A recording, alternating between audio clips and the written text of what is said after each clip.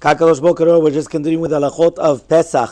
Siman Taf Lamed Aleph, we're talking about now Bedikat Chametz. So when we're talking about when is the proper time for doing Bedikat Chametz, it's actually brought down in Shulchan Aruch Sif Aleph. At the beginning of the night of Arba Esar Ben Nisan, we check the Chametz, Leor HaNer, according with the light, and we're going to check whether it's going to be Chorin Sakin, the cracks and crevices, Bechol HaMekomot Shederech Likanez Lachnis Sham Chametz, in any place where it's normal to bring Chametz into it, which means that we're starting on during Ben HaShmashot. So it says here that we're going to start immediately during Ben HaShmashot, because what we don't want to do is that we don't want to come and start doing other things, and that's what's going to be on Sif Bet. But basically the mitzvah starts immediately during the time of Ben HaShmashot, and we're going to come and we're going to check, right, the Chametz. Now, after the checking, we also do what's called the Bitoul, because we want to make sure that not only are we checking that we don't have Chametz, we also want to annul the Chametz. So we're doing two different concepts on the night of the Kal Chamira. We're going to do Bedikat Chametz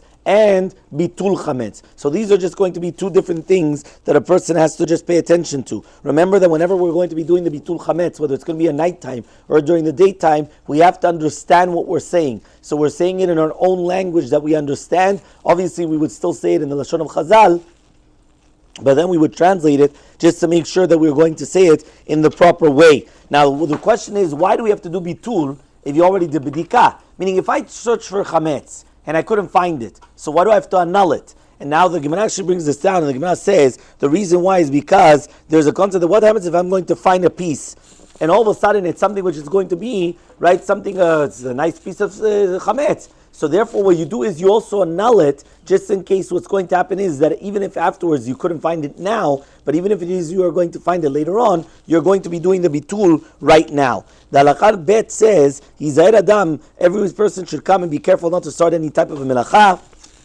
and they're not going to come and they're not going to do anything, even if it's going to be a time for learning Torah. They shouldn't set aside such a thing until after they do the Bidikah. However, though, if they already started learning from the daytime, so then they don't have to stop in the middle. There's going to be we're going to speak about this entire concept about learning Torah, but basically the concept is that we do not want to forget about Bedikat Chametz. So therefore, since we don't want to forget, so you're not allowed to start, whether it's going to be an entire meal, or you're not going to come and you're not going to start to, whether it's going to be having shiurim or other things. A shiur is a little bit different than private learning, right, which we're going to see next time, Bezat Hashem. But the concept is we don't want to come that you're going to start learning, you start doing things, and then by the time it comes around to it, you completely forgot doing Bedikat Chametz. So therefore, the first thing that you're supposed to do is, the second that it's going to be Tzeta Kochavim, that which is going to be nightfall, you're going to do Bedikat Chametz, and after the Bedikat Chametz, that's when you're going to be able to do everything else, whether it's going to be having a meal, learning Torah, or doing any other things, which you usually normally do, Bezat Hashem.